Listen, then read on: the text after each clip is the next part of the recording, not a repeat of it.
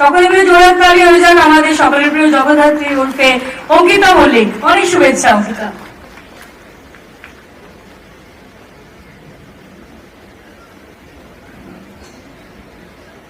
Thank you tele সিনে awards মৃন্ময়দাকে অনেক অনেক ধন্যবাদ, জি বাংলাকে অনেক অনেক ধন্যবাদ। এবং এই জগদ্ধাত্রী করে আমি 2 বছরে বেশ কিছু অ্যাওয়ার্ড পেয়েছি, সেই পুরো কৃতিত্বটাই যার, এবং এই চরিত্রটাই মঞ্চে দাঁড়িয়ে থাকা যার জন্য এই মঞ্চে দাঁড়িয়ে তার নামটা না নিলেই নয়।